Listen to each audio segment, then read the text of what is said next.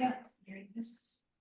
All right, we'll wait a minute or two more and then For Tom, yeah. you too. You Thanks, too. Pam. Thank you very much.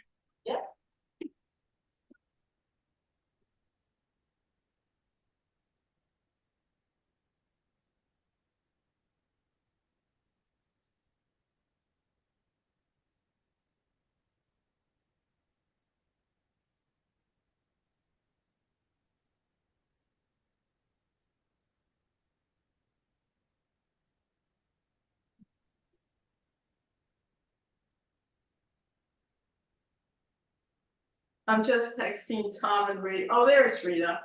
Hi, Rita. I don't know why Zoom is giving me problems lately. Sorry. Oh, good. And Penny's in too. Hey, Penny. Okay. Hi, Penny. Hi, Rita. Tom's there.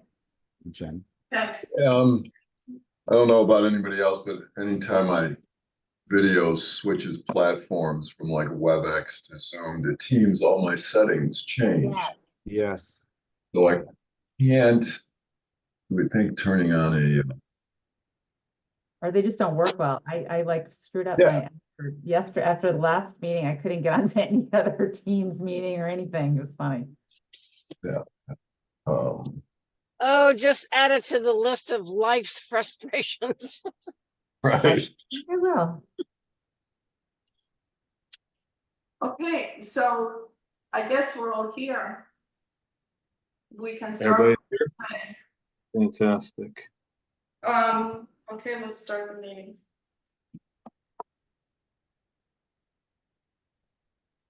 Do you have to do a roll call or anything, or are you okay? No, I have everybody down. All right. Even better. All right, so I figured we'd jump right to, everybody can see that?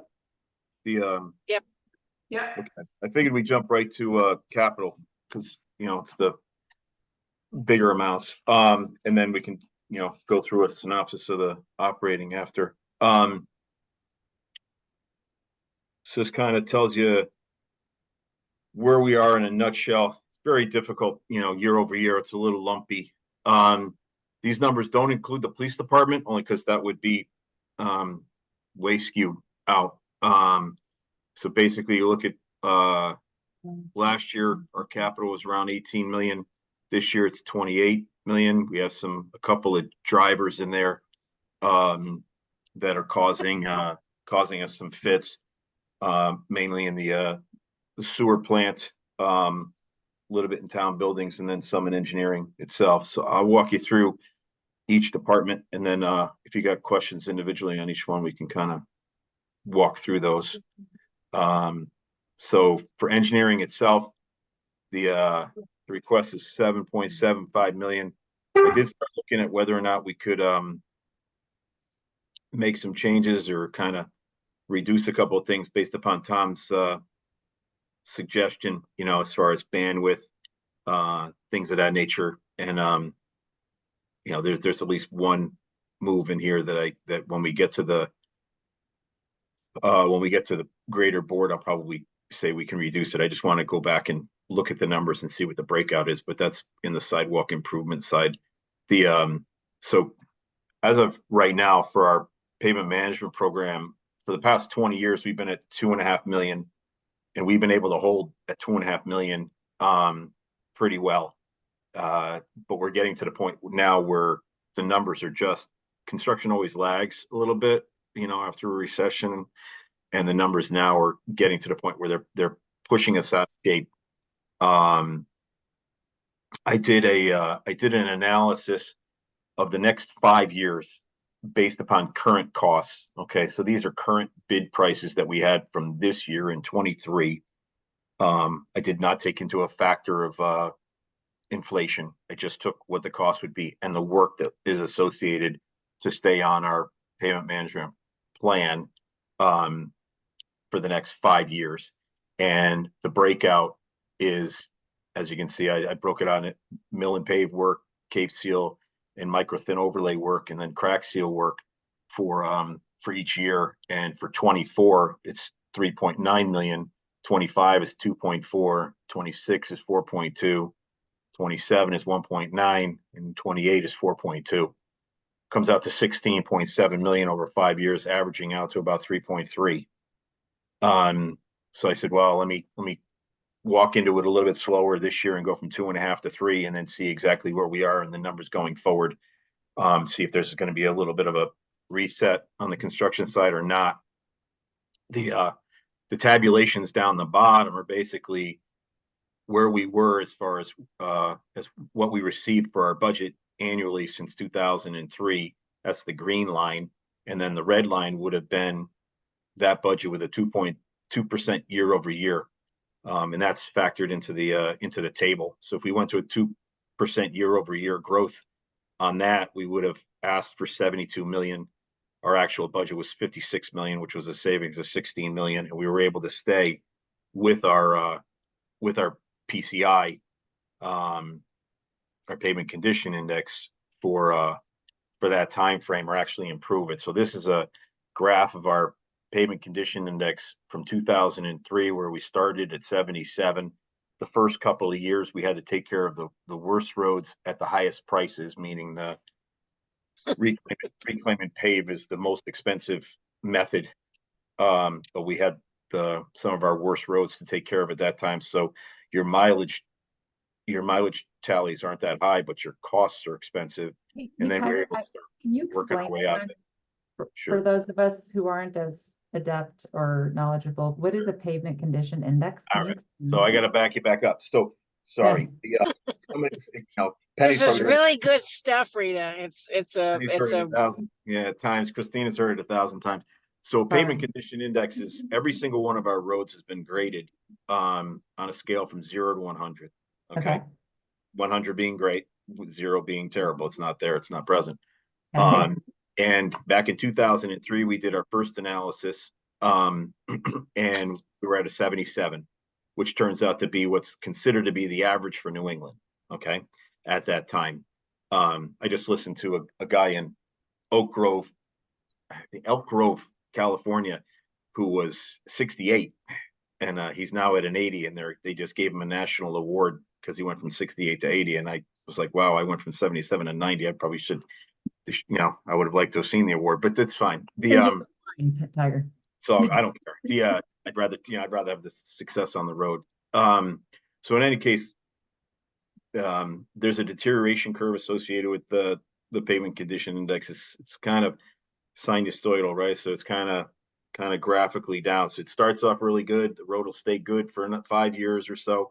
Then she starts to drop off, and then the moment she hits bottom, she tapers off again. So year over year, once it hits the bottom, she doesn't change much. It's kind of in the middle, and you want to stay away from that middle where every year you're dropping very precipitously year over year, because you wind up falling out of one technique and falling into another, meaning that we can't do a road with a micro thin overlay or a cape seal. We have to go to a mill and pave, and God forbid we miss the mill and pave, and we got to go down to a reclaim and pave. And who judges the conditions of the road? We judge the condition of our road, and then there's a graph associated with what would be your standard deterioration. And then in 2019, we had someone come back in again and reevaluate every single one of our roads, and we were pretty much. They actually gave us a higher PCI than what we were giving ourselves. Okay, to be honest with you, by a couple of points. They were at I think it was an 87, and I was at an 85, and I would rather be lower than higher at that point in time, so I wasn't like overstating where we were. Got it. So an independent person is deciding this. Excuse me? It's an independent entity who's deciding. That was an independent entity. Yeah, we don't want to do it every year because it's expensive. It was $100,000 to have somebody come in and reevaluate every single road. But at the time, they did every single road, every sidewalk, all of our pavement markings, all of our signs, and gave us a listing of all of our manholes and catch basins. So it was a really good amount of work, but you don't want to do that every year. So we hadn't done it in 15 years, and I wanted to have a reset. So we took a reset in 2019. And I guess what Rita is also saying, it's being done by an independent entity and not by a contractor whose interest is to get the work to then do it. It's like, oh yeah, your streets are in horrible condition. You're correct, right? Because we have people who say that all the time. We have a contractor who wants to come in and tell us how he should pave our roads, and He Yeah. does it in other municipalities. We said, no, we don't necessarily need you to come in and tell me how to pave our roads. I'll tell you how we're gonna pave our roads. But no, this is a separate engineering firm that comes in and all they do is pavement condition index, right? You know, sidewalk condition index. They don't have a construction arm associated with them. They don't even have a consulting side, right? So means that they're pure, right? They don't have it. There's no other agenda associated with what they're providing. How about And that? Tiger, when you say that you're on like a 5-year program, that means that, at least in theory, subject to responding to events that you learn of in real time, you're doing approximately 20% of the roads in the town every year based on either the age when they were last done or on something else that might have affected his PCI. Is that about right? That's correct. Yeah. So we touch every road every 5 years. Yep. So, and it depends, right? So first 5 years of a road, we crack seal it. 10 years out, we put a micro thin overlay on it. 15 years out, I crack seal it again. 20 years out, we make an analysis whether or not she can have another thin overlay, or I need to mill and pave it, or something else, you know, or if something else happens to that road in the middle. But that's basically our guideline, right? Is 5, 10, 15, 20. Every 5 years we're touching a road. And that actually works out well on the residential side, right? So the residents themselves notice the constant contact, so to speak. Right. And so then when you were on the prior slide, you were talking about these increases, right? Those increases, in other words, those year-on-year numbers are not because the nature of the work is changing. You're just saying kind of time and materials basis. Yeah. This is what it did cost. This is what it would cost under these variables, right? Right. This is assuming best case scenario, right? That the road deteriorates the way we're expecting it to do, with work that we have to do, and based upon the cost that we paid this year. You know? Right. And the fact is, and inflation affects the cost of asphalt or the cost of whatever. There are hourly wages to consider, how much we're paying for the people that actually do the work. And then I suppose there must be some aspect of this where asphalt just simply doesn't last as long as it used to, or something like that. That's a great statement. So yeah, so we have a couple of factors going on, right? So the refinery, that takes, so there's a barrel of oil, okay, and asphalt emulsion is at the bottom, okay, and they refine the oils all the way down, and the refining has gotten so much better that down at the bottom, the junk isn't as gluey, okay, about the best way to describe it. It's not as junky, okay. Right. So, and then they're continually adjusting the amount of asphalt required to hold all the product together. So asphalt is the oil, the heated oil, the stone, sand, and some recycled asphalt product, right? It's all combined into one. And the glue, which is the asphalt product, holds it together. And they continually tweak that amount to try to reduce the amount that's needed. And the less glue you have, the less it stands, the less it lasts. So they keep adjusting those mixes, those asphalt mixes every single year. Give you an idea, we did Cherry Street in front of St. Aloysius. I think I did it in 2017. Hadn't been done since 1951. Okay. And the only reason we had to do it in 2017 is because they put a water line down it and it couldn't handle it. It was brittle and it held together because it was brittle, right? It was all together. The moment we cut it and put the water line down it, it fractured and it basically gave up the ghost, right? But it was 50+ years old. I will never see that again. Okay. Right now we're looking at 12, 13 years out. The pavement starts to ravel. And that means the top stones of it starts to kick away and you can start to see it drive down Laurel Road between Canoe and Turner. And that's basically she's around the 10-year mark and she's starting to fail. So we've got to do something to it at that point in time. The best thing to do is put a micro thin overlay over it, which is a wearing course, which comes in at about 40% of the overall cost of mill and pave. But it gives me 10 years of life, 9, 10 years of life out of it, right? Which is what you want. We want to see that, but that is just a thin overlay. It's a wearing course. It's not the body of the asphalt. It's not the body of the roadbed, right? So you can't say that, oh, it only costs you this amount. The roadbed is what I'm trying to protect. It's the entire nature of the roadbed. So the takeaway here is that the 5-year plan contributed to a significant increase in the PCI, but that 5-year plan is being challenged by some realities of both just the cost of things and how durable the materials are, et cetera, and so forth. And so you need some adjustments here in order to keep the state of the roads the way the town has come to like and expect. Exactly. So right now, so over the years, what we saw was the 2.5 million per year took into account the additional monies necessary to bring our PCI up. Okay. Yeah. So, yeah. And now we're at the point where we're at, as you can see, we're hovering right around a 90, and that's basically where we're going to stay, because we put the road at 100, and then the time that we actually repave it again is at an 80. Okay, 78 to an 80. So you can imagine 78 to an 80 to 100. My average is going to hover right around 90. So right now we're going to see that, hopefully forevermore, we're going to hover around a 90. So we don't need any PCI increase per se, but that $500,000 that we had to raise the PCI is now gone, and it's just, and now we need some additional money because of the inflation. Great, So thank you. that's basically where we're going to hover right here at 90, 89 forever, and no one's, the phone doesn't ring until after 80. To be honest with you, below 80, the phone starts to ring, and it rings a lot. Tiger, I have a question. Sure. The specifications that you provide the contractors when they're bidding on this, do they meet the state guidelines? They're actually a state bid. So that, yeah, I use the Form 818, which is the state's form.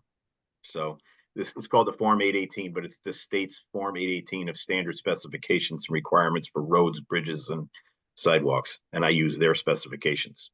So if you use their specifications, how is it that the contractors are getting less quality? Because when you see a state road being paved, it lasts much longer than our roads. It doesn't. It just doesn't. It's the same. It's the same material. We're using the exact same material that the state is using, to be quite honest with you. Okay. So it's the state is on a 7-year cycle. Okay, we're on a 10. So what's their index? I don't know what their index is. I have no one. Most people keep their index very close to the breast. Greenwich told me last year that his was an 85 to an 86. So no, or year before that, 2 years ago, I think it was, he told me it was an 85, 86. Most people won't tell you what their PCI is. And ours is 85? No, ours is close to a 90. We're at 89 high, 89 middle, it's 89.6 or something like that.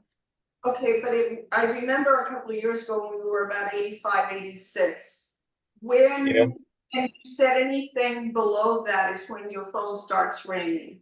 How much of a savings would it be if we went back to an 85, 86 rather than being on the 90?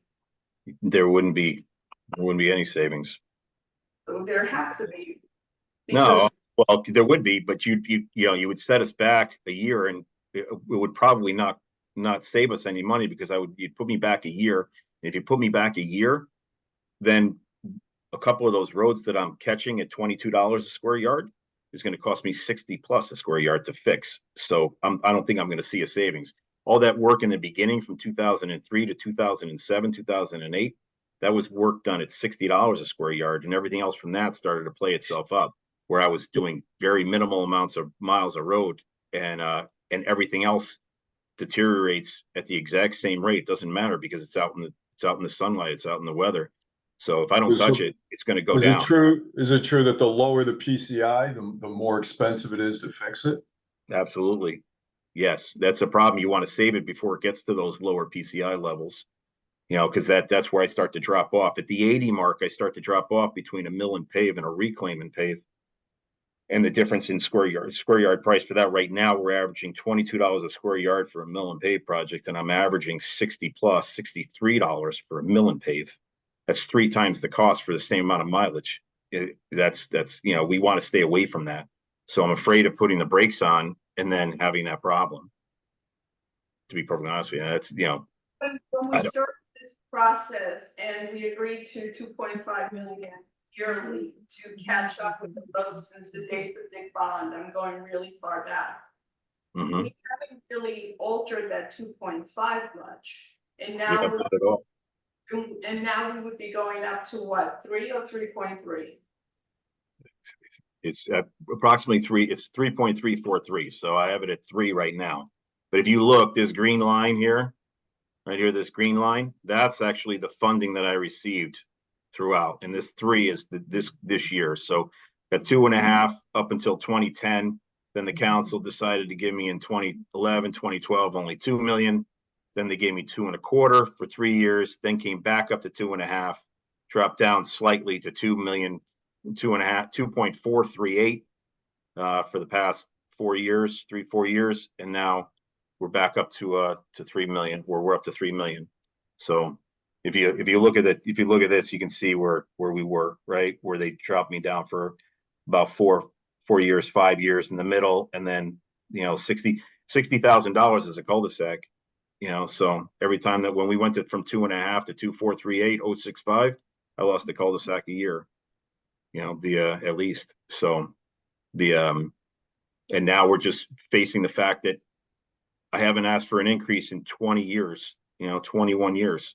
And the numbers aren't, I did the numbers for 5 years, you know, these are actual bid numbers and what our schedule is. And that's where I'm at. No inflation factored in.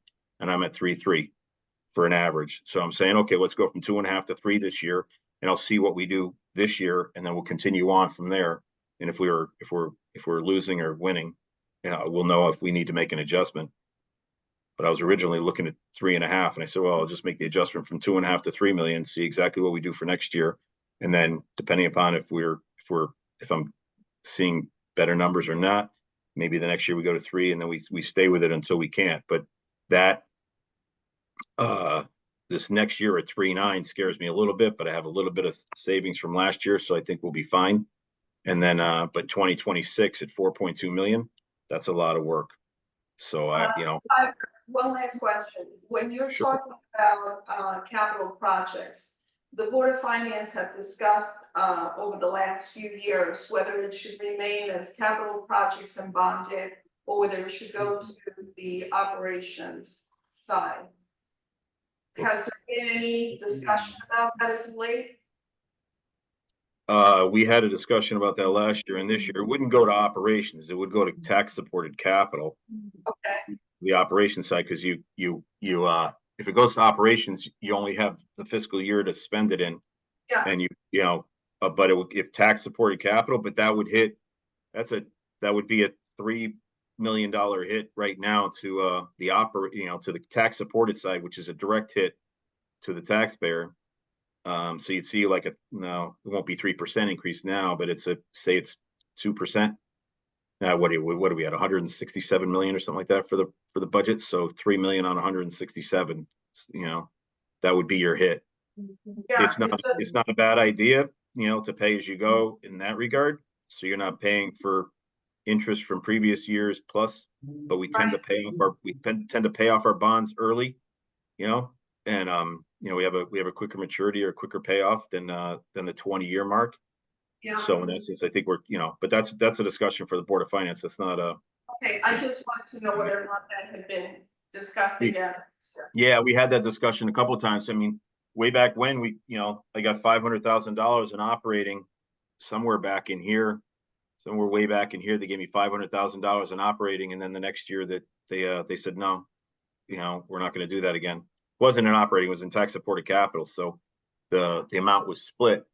Thinking that we might go this way that you're suggesting, which is to transition to tax supported capital from bonded capital, and the next year, they reversed course and went back to fully bonded.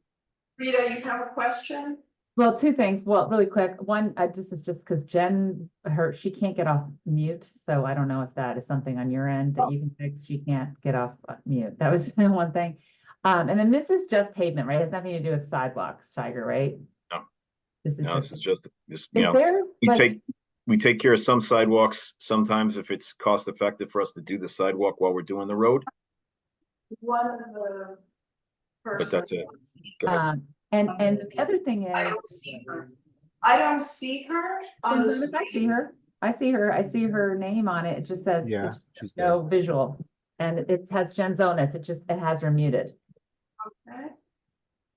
And if you can't figure it out, she can just ask questions through me if she has any, but I just, the other thing is, I know like, and this is just sort of fun with math, right? So if I'm way off base, Tiger, just tell me like, that doesn't make any sense. I totally get it. But in my thought process, if there's an average, right, you could like, it's affected by the tails, right? You have, on the one end, you have a certain number of streets, say, that are like high, like 100, right? And then you have at the low level, at the lower tail, you have streets that are maybe like really low on that PCI. Mhm. And I would imagine you can like play with that so that you have, like, you're trying to have the least amount of bad roads and maybe a little less of the amazing roads. Like, is there a way to play around with that? Or is that just, like, is that what you go through it all? I don't know. We do. That's the iteration I do all the time. That's is how to you do try to it. Make sure that, yeah. So we have a That's gonna bell curve. evenly- so- I Yeah, have- Yeah, so we try to get to a bell curve, right? So you got some roads at the 100, some in the middle, some at the end, right? right. It also factors on what we've done in the past as far as what roads we've done in the past and where we are. That's why there's a little bit of fluctuation in the numbers. So it's not a pure flat. That's why I try to average out the dollar values. But exactly that, we don't, Yeah. we have to, the other factor is that I can't wait. Like as the PCI drops down, I can't wait, right? Because the PCI is telling me what I got to do. So I gotta make sure that I catch a road before it cracks too much, where I'm getting too much water into the base, and then I got a bigger problem. So there's certain things that you have to do that then elevate that PCI back up again, Yeah. and it doesn't matter. It comes, there's a little bit of play, but it really comes down to the age of the road. Yeah, Overall. and look, The I'm road. big, I'm a proponent of good roads, and it's like the biggest like visual thing where people feel like their money is being well spent, right? It's People, number the two first all the thing, time. Number two But- all the time. right? Board When of Ed is people number see- one. they see it, Yep. It's the What is number one number complaint. one? I get it. Board of Ed is number one. Number two is roads. Every time, every survey. Okay. Hey, Tiger, Yes. sorry, if new to all this. The- That's the okay. whole- No, it's perfect. The whole natural gas project that we have in the city, in town. Is there a separate budget for that? Or is that included all this like 106, right? They're gonna tear it up again in the spring and repave every single day the piece that they tore up. Is that part of your mill and pave budget? So that's a great question. So state, we don't touch the state roads. We have nothing to do with it. Okay, so that Okay. budget for, it's an Aquarian project. Totally funded through Aquarian. And the state is requiring that they pave pretty much every day at the end of the day, which is not a very cost-effective method, to be perfectly honest with you. When they work on our roads, we have them pave once a week, maybe twice a week, in order to then keep them moving so that they're out of our roads faster, so we don't have as much of a problem with our residents. The disruption of being in front of your house for days on end. And the product that you get on the back end is no better if you do it every day than if you do it once a week. It's actually better if you do it once a week because they concentrate on paving and not trying to finish it by the end of the day in order for them to go home, right?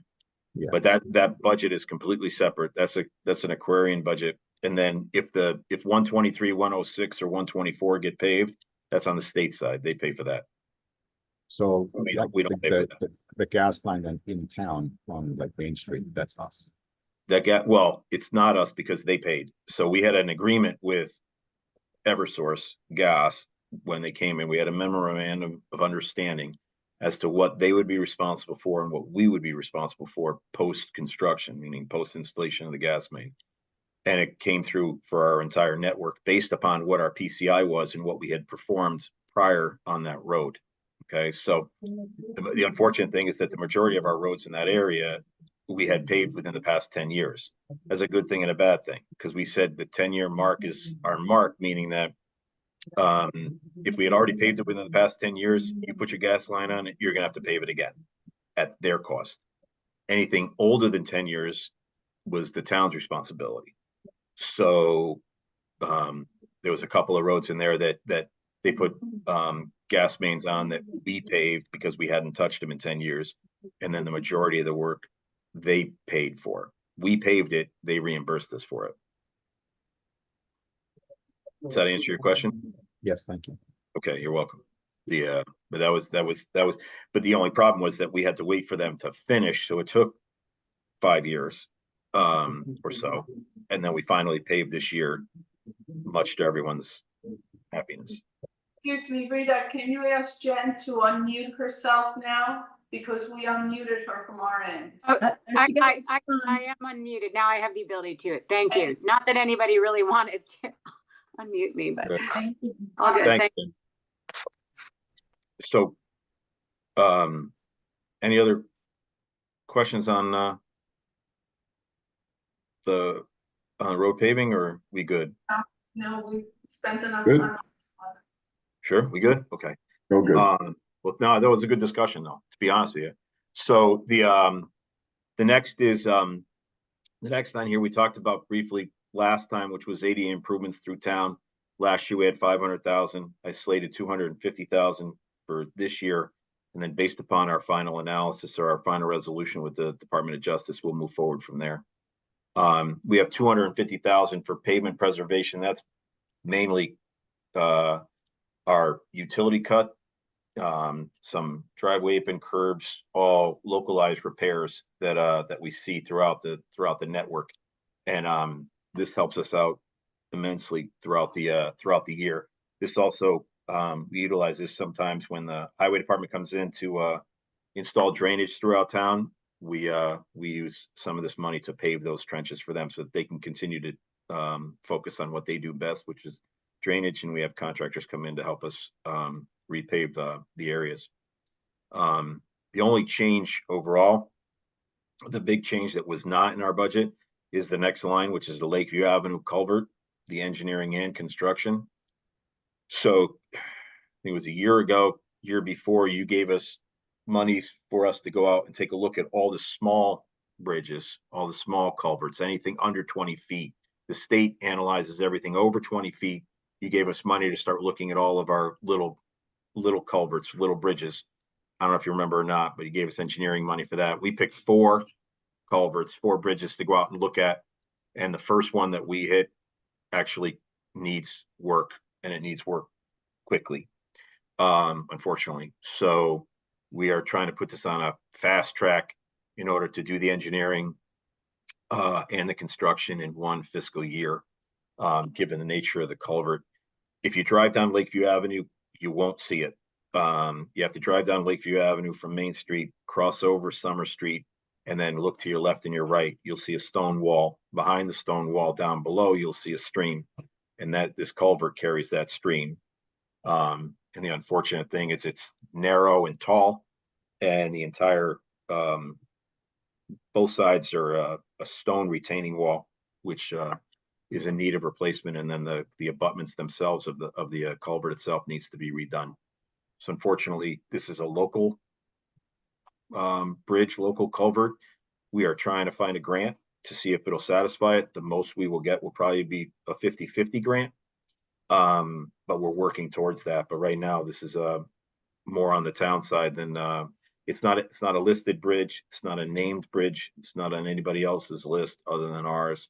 So to try to get money for it is very difficult, but our consultant is looking at what we can do, as well as our grant writer. Where's the water coming from? Is It's it a river? I'm sorry. Is It's it a river?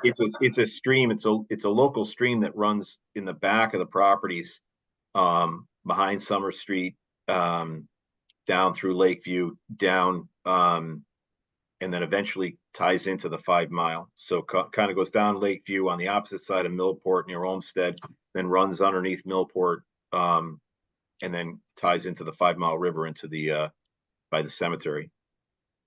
So Okay. it's just a local. The culvert cannot be replaced with a bridge, a prefab. That's what they're looking at, but it's only 6 feet wide. So what we're looking at is putting in a box culvert, a separate box culvert. But right now the preliminary engineering, the preliminary construction estimate that we had was $2 million. As we get further towards the design, we're hoping to bring that number down. That's a conservative number. Is it already in plan for design or not yet? Not yet. I need the 200,000, the 0.2 there. That's the design work. Okay, but it hasn't started yet.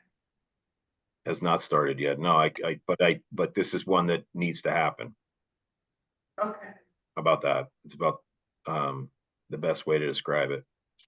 The next one is parking lot improvements. This is actually 3 separate parking lots. And this 850 is actually, some of it, if you look on your capital sheets, is in the other category, meaning that it'll be funded from a different account. But I need approval to utilize those accounts for the work. So we have the Benko pool, hasn't been touched since the pool was installed. So this lot needs to be milled and paved. That's approximately $300,000.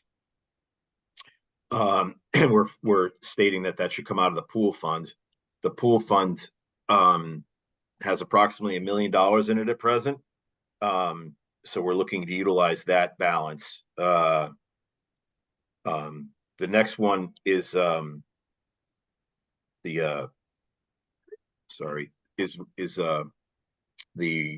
railroad lot, the Elm Street train station lot. That's approximately $250,000. And that one we're looking to utilize the railroad fund for. We wanted to do this last year, and then because of the railway improvements, we weren't able to use the lot because they were utilizing it for parking for their work, construction vehicles, and then the buses that came in every single day. So we weren't able to grab it last year, but this year was one that we would like to work on. And that's coming out of an other category. And then we have $300,000 for parking lots as well. And we're looking towards doing the upper half of the lumberyard lot. Is the Saks parking lot in Saks parking lot? Saks parking lot would be on the BOE side. Oh, so it's in that budget, but but it's, because I saw it in the budget, but it said town. So it's there, but we manage it. Well, we manage it. That's Okay. correct. So Thanks. Saks is, yeah. I have to look at that. They haven't shared that with me yet, so I'll have to ask them how they came up with their estimate There. and what they're looking at. What? It's there. It's neat. I mean, living near there, I can attest that it's badly needed. I drove through it the other day. But even though it's on the Board of Ed budget, Tiger, you're doing that. part of Yes. it. Right now, right now I have out to bid West School. Because West School, last year we weren't able to get to it. There were no contractors interested. So we're because the time frame is so short through the summer. So we're out to bid right now. We're hoping to get bids back, or we're expected to get bids back February 29th. And with the idea that they'll start after June, once school is out, and then have to finish before school's back in.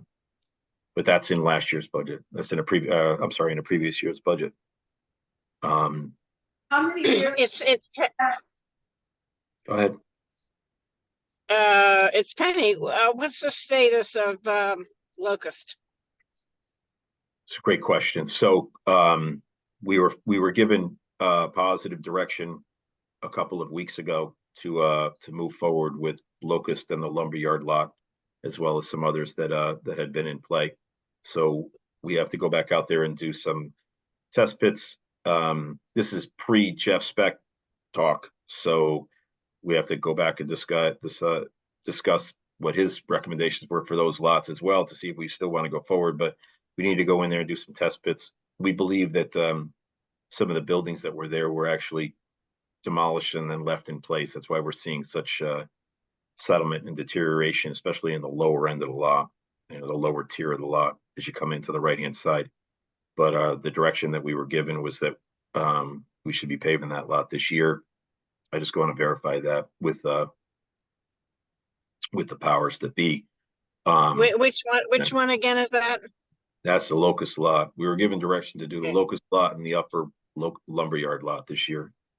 Okay, now the reason why I was really concerned about it is Locust lot may be part of the discussion about affordable housing. That's why I said I need to verify that determination, because Jeff Speck, you know, the gentleman who came in to talk a week or so ago at the library, had the exact same Right. observation, right? So I want to make sure that the discussion I had several weeks ago is still valid going Yeah. forward. But you know, I personally think it would be a dynamite location for Right. 100% town-owned affordable housing. Yep. well, you know, like I said, that's why we haven't moved forward. Not, That's why not doing anything planned right now. Right. I get it. Except for the traffic at that intersection once it's done. Well, some things are going to have to cave in order to keep us out of the courts. Well, So, and I don't think there are going to be as many cars with that, in that. well, certain developments that are closer to town because of the Development, trains, yeah. because of the proximity of the train station, Right. don't need as many parking spaces, right? You Exactly. can get away with less. The further you get out of town, obviously, the more you Exactly. need. It's more of an issue as you get further out, like weed is probably more of an issue than locust would be. I'm sorry, say again. I'm just agreeing with you. Yeah. Oh, okay, sorry. So the next is sidewalk improvements at 750,000. This is one where I think I could possibly break it up into two. Right now, what I have is a combined project for behind the Y, meaning every single sidewalk behind the Y.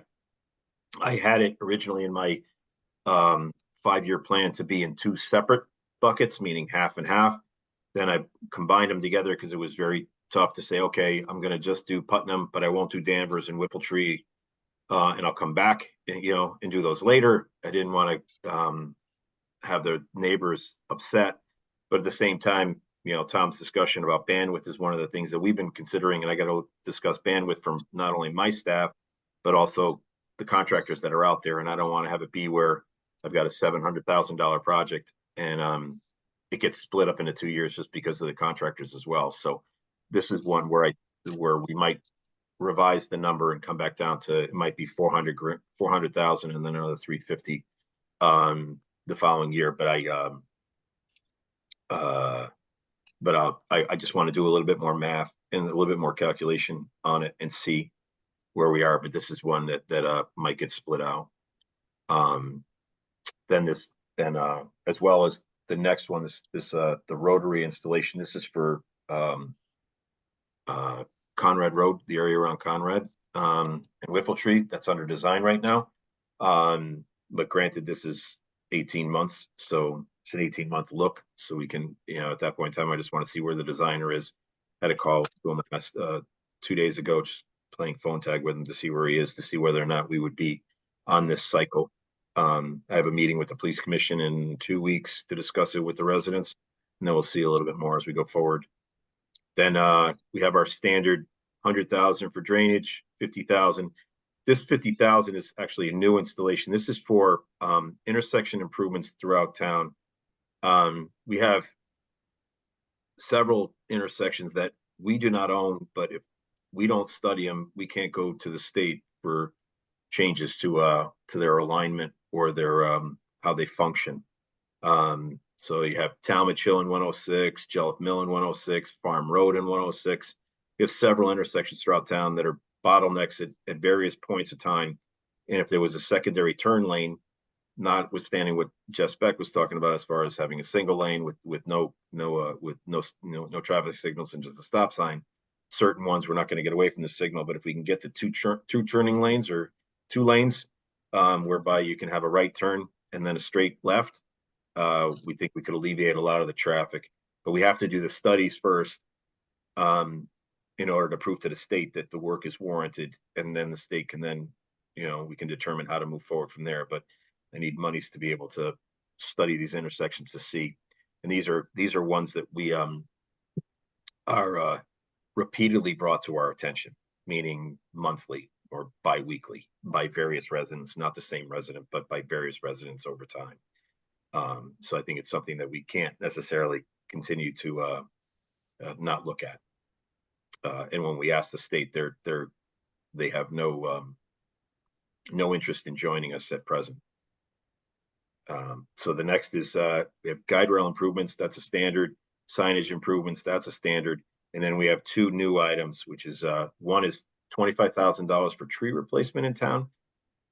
I had $50,000 in the budget. That was 10% of our tree budget itself. Our tree budget is 500,000, so I figured 10% to put back what we take down. We were asked to reduce that to 25. I think that was a good ask.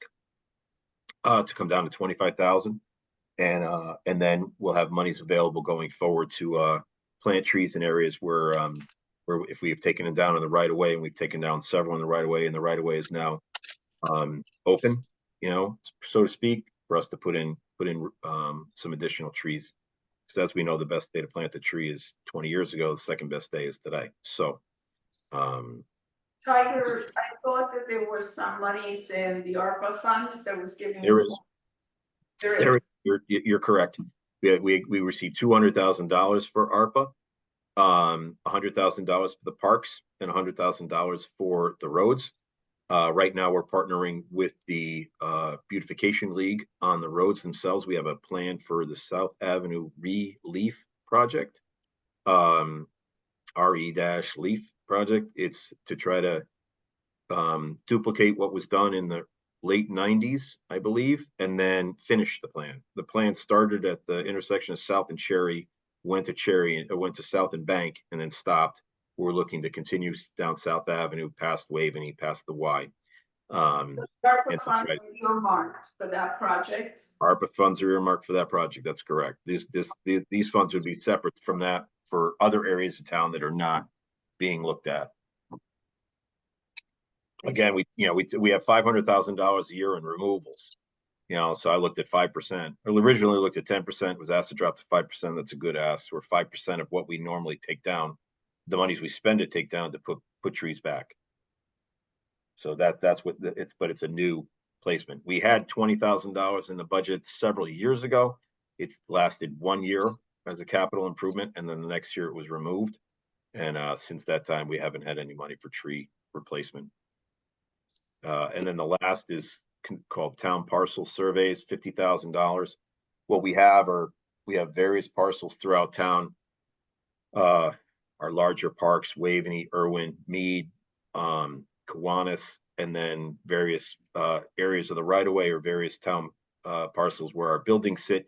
We don't have up-to-date surveys for any of them. So the thought is to come to a base map. This is a request from our town engineer. She's responsible for all the maps in town. I think it's a fantastic ask. And then what will happen is once we have the parcel survey done, any improvement to that, the project that makes the improvement will have to take care of the as-built. So they'll be constantly updated. Whereas in the past, we haven't done that. We're doing piecemeal surveys in every parcel to take care of the areas that we're working on. And piecemeal surveys are not as cost effective as having one large base map and then do an as-built after. The as-built updates are much less than the piecemeal surveys. So this will be a recurring ask for the next couple of years to try to make sure that we have adequate data for all of our parcels or the lands that the town owned. Jen, you have a question? Yeah, I just have a quick question, Tiger, about with the tree replacement. Do you guys have any guidelines about that in terms of if there's new input on if trees that you've taken down, you know, ones that are going to be hardier given climate changes, things like that? Do you have any limitations on that or guidelines? We have, well, I won't say there are guidelines out there as far as native plantings. You know, there's no requirements per se, but there's a state list of native plantings. We look towards that list, and then our tree warden is 40 years in the business, so he's aware of the various blights and diseases that are hitting each tree. We've got a beech disease right now. We've got Dutch elm disease. We've got some other things going on, but there are also variants that are resistant. So there's an American elm that's resistant to Dutch elm disease that we've been installing. There's some other variants that are of trees that are working quite well for and not succumbing to the diseases or the blights that are out there. But that's a discussion each time for the tree warden to put the right tree in the right place. Because it's not only just the tree, it's how tall it grows, how wide it grows, you know, Mhm. whether it's underneath the power lines, where it's not. There's a whole bunch of factors that go into making sure that you have the right tree in the right place. Okay, thanks. Rita? Yeah, my question is about sidewalks. So, Sure. it says sidewalk improvements, and if I missed this, I'm sorry. Is it similar to pavement in terms of there are ones that are new and then there are ones that you have to go back and fix? Cause like those beautiful sidewalks that are on our block are like some of them are already cracking, whatever. They're beautiful. And I think it's great that we're putting more in, around the town because it makes it more walkable and all that good stuff. But just curious if we're, adequately, including enough money that's gonna keep them in good condition. Well, we set aside some monies for just overall maintenance, right? So maintenance of existing sidewalks, so the ones that you have, whether or not, say, a panel's cracked or what have you. If it becomes where it's cracked and then it's becoming a tripping hazard, then we'll take care of it. There are other measures that we could do to try to seal up a crack, things of And I that was just nature. giving you an example, not to. That's fine. I know that there's a couple over there. We've talked Yeah, about it's not, them. they still look And then, gorgeous. Right. The majority of this is actually taking up the ones that need to be done, right? Yeah. So behind the Y, those are still asphalt. They're probably were there when the development was installed, right? So that's the areas that we're attacking right now. The predominant amount of money is spent on New ones. existing Oh, so I'm sorry, walks you're being- replacing, but replacing. replacement of pavement with- existing walks, and then we have some monies associated with new installations. We have about a $4 million backlog on new installations as far Okay. as like requests. Got And it. we're trying to knock those down as we can. We're right now we're working on ideas on, we have a design on Lakeview Avenue, but everything that we're working on is inside the plan of conservation and development from 2014. We're trying to finalize all those improvements that were suggested at that time before we get into the next POCD in 2024. So it's really so- three categories, right? It's brand new ones, it's replacing the asphalt ones, and then it's fixing or maintaining. Correct. So there's three separate, right, there's three separate budgets, or so to speak, or entities or Got it. buckets inside that number. And the majority of the work that we do is actually in the downtown area for the brick sidewalks, because the brick sidewalks require the majority of maintenance. And we think this is like similar to how you're trying to maintain a certain standard for pavement. You think this is the adequate amount that's gonna keep us where we need to be? We were originally at $250,000 a year for a mile of new sidewalk, and it's not $250,000 a year anymore. It's around 3.25. So that's reflective in these numbers as well. But yes, it's to try to, for sidewalks, we're in the situation now where we were early on in the pavement, right? Whereby have to bring up everything that's bad and then maintain everything that's good. Okay. The pavement is really, everything is good, and I'm just trying to maintain everything there. So as we bring one sidewalk into play, it's basically like balls in the air, so to speak, right? It's a juggling act. So some of these haven't been touched. The ones behind the wire haven't been touched probably since the development was put in. So we'll bring those into the mix. And then since we're changing over to concrete, there's a lot less maintenance on the concrete side than there is on the asphalt Yeah. side. It And doesn't, less tripping hazard. yeah, it doesn't crack within 5 years, doesn't settle, doesn't have other problems with it, doesn't ravel, stuff like that. So there's less maintenance associated on the backside, maybe a little bit more on the construction side, but it far outweighs the maintenance. Thank you. You're welcome. Any other questions on where we are? No, I think we've already talked about the fact that this is a lot and that there's probably, the stuff that didn't happen last year that's coming in. We've already talked about like, what's the bandwidth of being able to do all this stuff, which I think you're already trying to address. Right. Yeah, some of it is difficult, and some of it's not as difficult, right? So it's a question of, some of these items at present, the Lakeview Avenue culvert, we'll put it under design.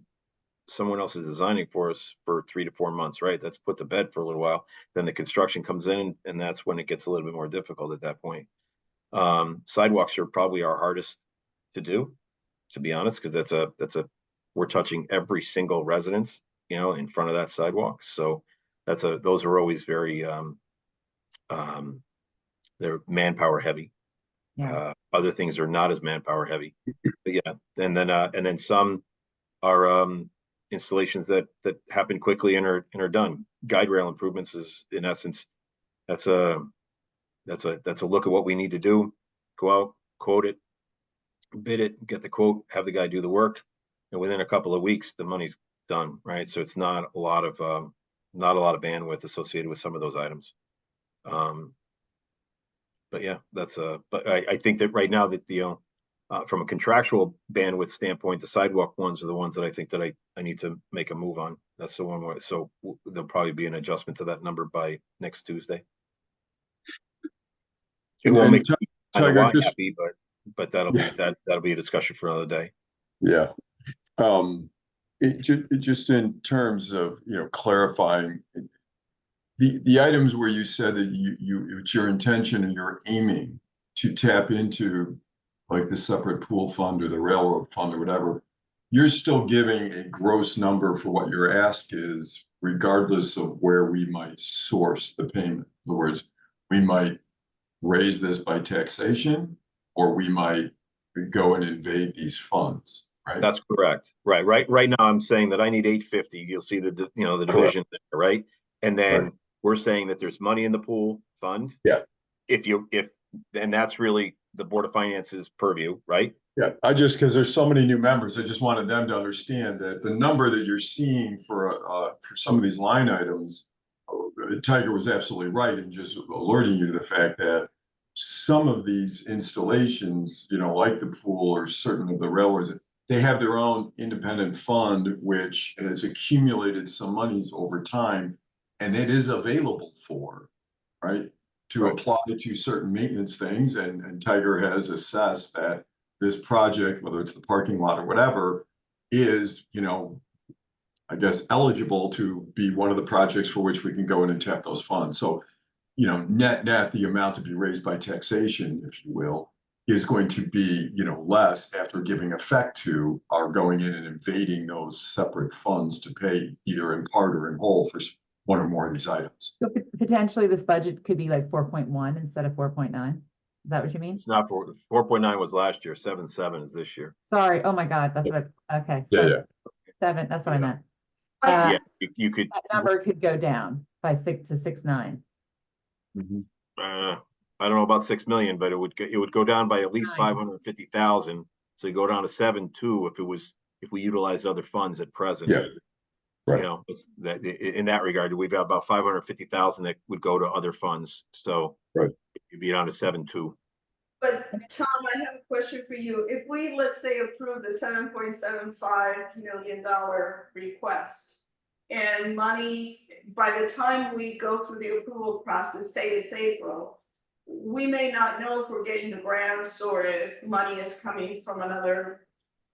No, another entity. correct. Correct. So in having approved it for this amount for every single line item, later on reduce, we're only gonna bond if it's going to be bonded, the amount that we have to. I just wanna understand that we're not approving this number, and if other money comes in, that we just have a slush pool to play with later.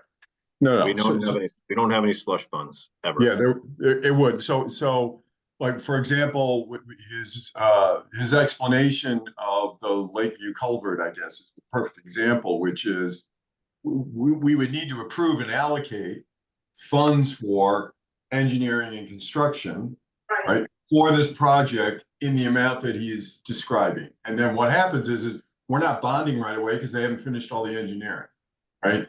But we're approving this so that if it comes in and we are ready and we're ready to go and we can go out and we can bond. In the meantime, our grant writer might discover some pennies from heaven in Hartford, and then all of a sudden that's contributing. And then we know of the overall project cost. We only have to bond the remainder between the grant money and what the engineering plans tell us the project's going to cost. And Tiger, is that about right? That's That's great. right, and I just wanted to clarify that for Yeah. everybody. Right, and just on the other side of this, if we were to decide that some of these smaller items would be capital projects for which we're not going to bond, right? Because there's some tax supported capital projects, right? What would happen is if they end up not spending the amount of money they thought we would, that all just comes back into the general fund. Okay. Apologies, the chat is disabled. I have to jump to another meeting. Okay, Thank thanks, you, Nick. If you Tiger. have, Nick, if you have any other questions, just feel free to email. Will Yeah. do, Tiger. Thank you all. Thank you. Tyler, can you email this presentation to everybody because it's not on our tablets? It's actually on the website, but I can certainly send it to you. And it's going to tweak a little bit between now and then. This was the Board of Selectmen one, and I got to tweak it for the Board of Finance. So I'm gonna add For Todd the would like bandwidth. photos and stuff. So Yeah, I gotta add some photos and some other things. But then, Yeah. I'll have this loaded up sometime Monday, Tuesday morning for everybody, and then it'll be there. But yeah, this is there now if you want to see it. So can we schedule another meeting to go over the budget and let's leave it at this for today?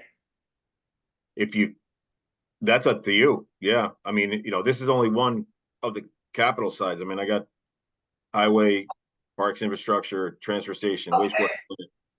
wastewater. Only with 7.7 million. This is only administration and engineering. It's got nothing to do with the other Yeah, divisions. so he's got transfer Okay. station, he's got Keep all going. that. Keep going. I'll try to, we'll try to go fast. The majority of the other ones would probably be a little bit faster, to be quite honest. So I'll skip through the presentation itself. So town buildings, we have 66 buildings and structures. We have 28 separate areas of concern in the budget at present at 6.495 million, which is just up a little bit from last year's 24 ad. This doesn't include the police department. Police department's completely separate. The only big things that we have, I won't say the only big things, but the big things that we have are the Waveney House HVAC. We designed it, we engineered it, came up with a cost estimate. And then we have a couple of other improvements that need to be done there as far as our waste and water lines need to be replaced. They came with the building, so they're old. And then we have some remediation to do as well, as far as those lines are encased in asbestos and other things. So we have that estimated at 4.55 million, those three separate buckets. We had an original estimate for the HVAC at 3.5. We upped that to 4 based upon the analysis that came back from the engineering firm. But we're at that point where the system is going to start failing within the walls. And if it fails within the walls, there's no way for us to stop the leak. So the system itself is designed to be a 2-tiered system, meaning the basement feeds the first floor, the attic feeds the second floor, and we have units on top and bottom. And we're able to utilize some existing ductwork and things of that nature. But we would abandon the steam system that's there. Then we have $280,000. We put this off from last year. This is a lamppost replacement project in Waveney. We've got like 60 lampposts in Waveney. This is a 2-year project, meaning we want to replace the lampposts with newer lampposts. They're 20 plus years old. A lot of them are leaning. A lot of them are starting to fail. And we want to go with one unit, meaning whatever we have in the downtown, we utilize at Waveney. Right now we have 2 separate styles, the Waveney style and the downtown style. And we'd like to go to one style whereby we buy one unit, we can replace anywhere we need to go and move the units around if we need to. Having 2 separate units or 2 separate styles is a little bit more difficult. We got to keep more inventory, and then it doesn't give us as much flexibility as to maneuverability. Then we have $150,000 for the engineering for the Irwin roof, and then some painting and some additional work or repairs on the exterior of the building. The exterior of the building is we're starting to see some rot. All the window casings are all wood, so while the building's, brick and it's a slate roof on the sides, it's a flat roof on the top, which makes it a little bit more problematic. We're having leaks inside the building, and we need to start spending some money or we're going to start having some larger problems inside the building. I know the Board of Finance asked us for a use. We have CERT is in there at present, and New Canaan Cares is in there at present. New Canaan Cares, we had to vacate New Canaan Cares out of the Playhouse and move them to Irwin. And then CERT was when the PD building was moved to its temporary location. CERT has no location to work out of. So we gave them an area in Irwin, and they're extremely happy to have an area for them to meet, train, and then to deploy from. We have $150,000 for the visitor center and greenhouse. That's for removal of some oil tanks and then boiler replacement there. We have $350,000 for the Audubon House reconstruction. This is something that the Nature Center wants to see, to try to put a new program in there. My feeling is that if the Nature Center would like it, then they should help offset the cost. And that's what I've told the director. If they can't help us offset the cost, then necessarily the building isn't of use for the town. And that $300,000 could be dropped to $50,000 for us to remove the building. And then I'm we so have, sorry to do this because I have to go. This is really, I would love to. look Sorry, at Rita. this up. Thank Sorry, you. yeah. so much. I'll take a look at this separately, but thank you for your. Thank effort. you. And then we have $120,000. This number should come down as well. This was for removing the ramp that's on the outside of the greenhouse. Right now, we're being told that it's a hazard, that there's, the danger of spalling concrete, things of that nature. The Board of Selectmen asked us to look at this because the Nature Center wants to come back in and do a revamping or a reconstruction of the greenhouse itself. But our feeling is that we should take the ramp down. We talked to the fire marshal. This was to take the ramp down and put a staircase back up. We don't think we're gonna have to put a staircase back up because the second floor, based upon its occupancy load, has enough means of egress. So we could just take down the ramp. We don't feel that there's a cost savings between taking down the ramp now or waiting to take down the ramp if and when the Nature Center comes back with a design for the greenhouse or a refurbished greenhouse. So we'd like to just take it down now. That number should drop to approximately $50,000 for that removal, instead of the 120. The 120 was for engineering and then for installing a new staircase up to the second floor, which we don't need to do. And then we have $65,000 for a utility van purchased for our maintenance man, Butch. We went through a revamping of the department, and we changed staffing, whereby Butch was working at the Waveney House. Butch is actually a very talented carpenter. So we took Butch and Rich, who was working for us as a maintenance man, who started to work for Waveney. And then they work together if they need to, separately, the majority of the time. And we're able to use Butch's talents much more effectively on the town building side than at Waveney. But as any good carpenter, any good craftsman needs, they need a vehicle to work out of, whereby he can actually carry his tools and some equipment, where we don't have that available at present. This would be for a used utility van, which is actually very hasn't been used that much, but the price is a very good price for the unit itself. Normally, it would be around $80,000 or more for the type of vehicle that we need. And then there's, like I said, there's 28 other separate areas. The majority of them are small, but we can, you can look through the budget. If you have questions, you want to email me, that would be great. Unless there's anyone that you want to jump into. No, I mean, just so Tiger, when you mentioned the Audubon House and the greenhouse ramp removal, whatever, and those, the sort of variability or uncertainty around those numbers, are those the kind of numbers that are going to be tweaked in connection with presenting your final? Yes. Yeah.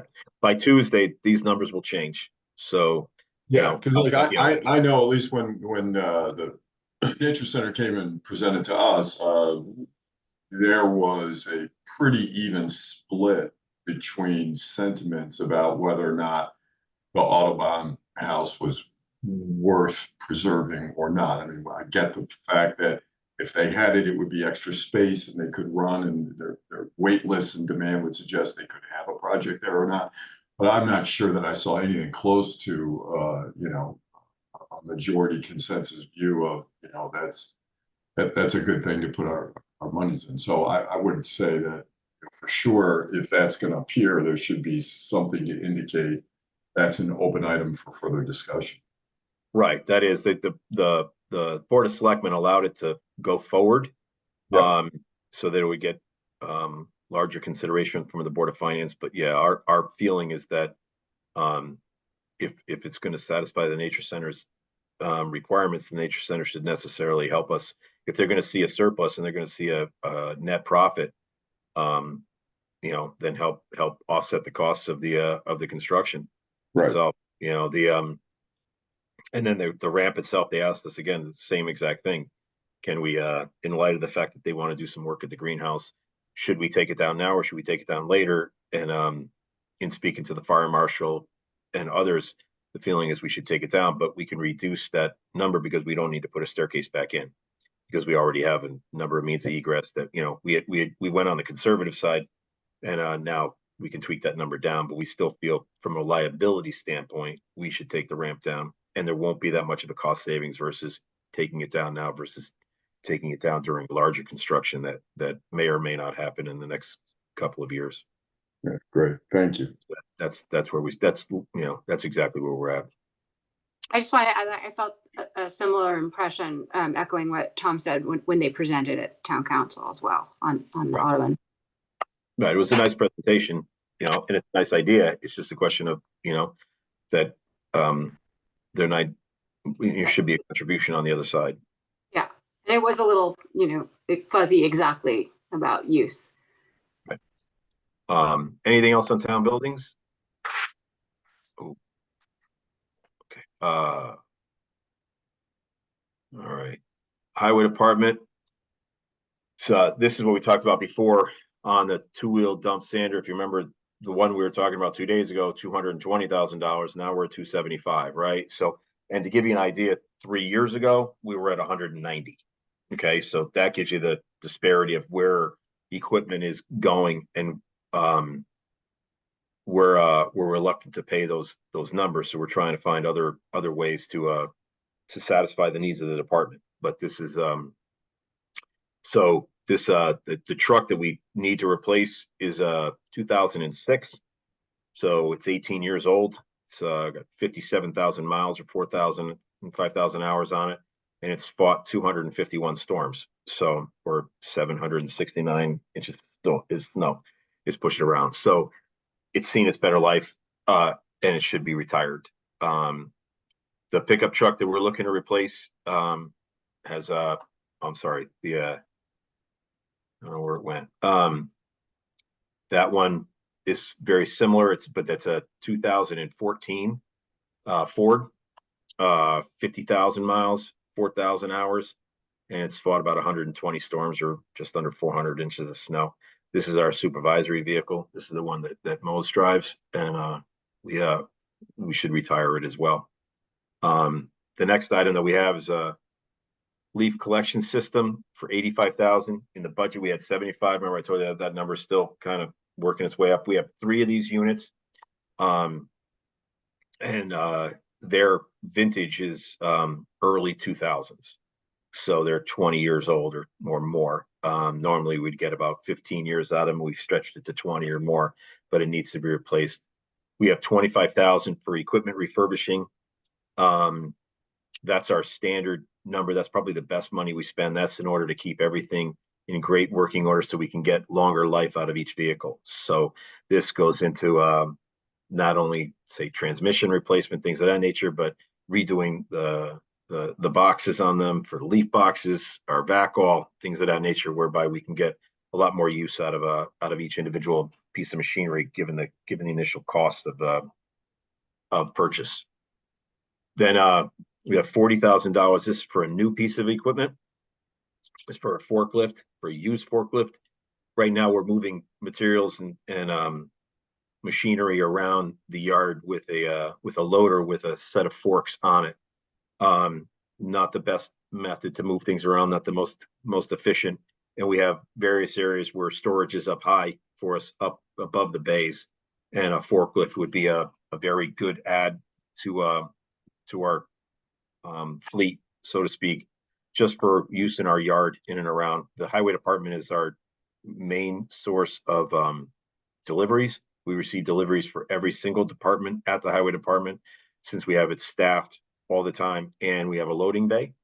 and a loading dock. So a forklift is a much needed addition to that. Then we have $25,000 for road striping and $25,000 for cemetery maintenance. The road striping is actually coming from highways operating and moving to highways capital.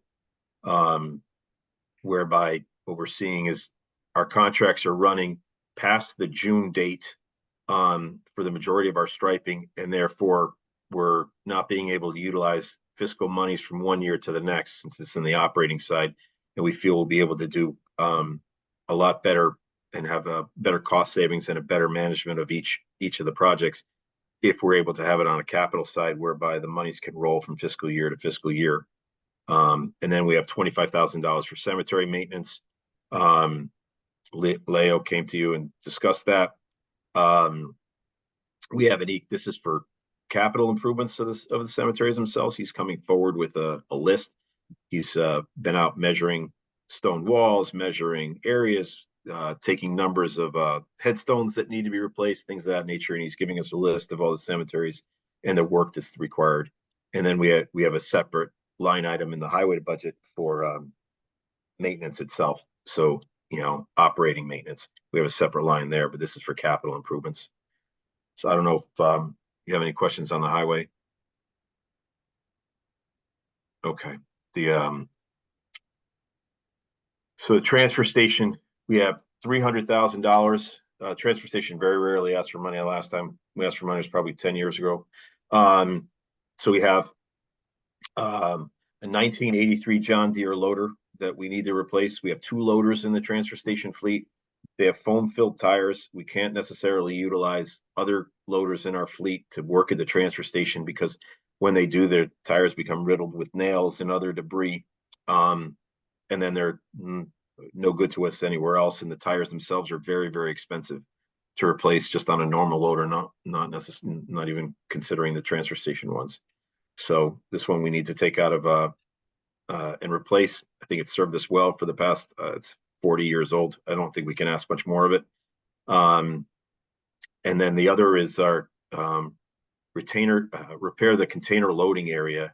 We have $30,000 for the area behind where the containers are right here, and behind the containers are where we drag the containers out, put them onto a hook lift truck, or a trailer comes and takes them and drives them away. And as they're sitting on a concrete pad, and as we take them off the concrete pad onto the asphalt, we're seeing a lot of deterioration in that area. And given the fact that that entire area is sitting on a liner for the landfill, we don't want to disturb the liner. To repair the liner, every tear in the liner is about $5,000 to repair. We don't want to get to that point where we're seeing that problem. So we have $30,000 in the budget to take care of that area and repave that area. Hasn't been done in quite some time, and we need to take care of that issue so we don't run into a problem of damaging our liner.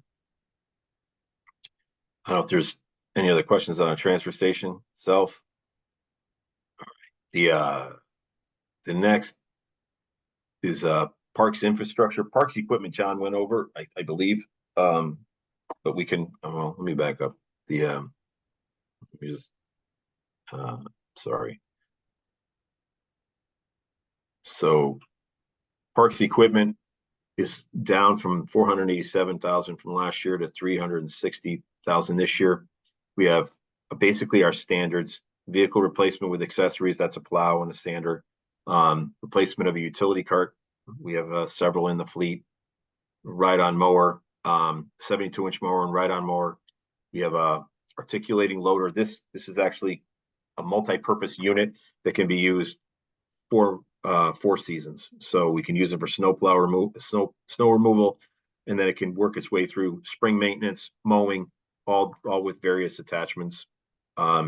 Then we have a replacement of just our smaller equipment, the blowers, trailers. These are things that utilized every single day that eventually need to be replaced.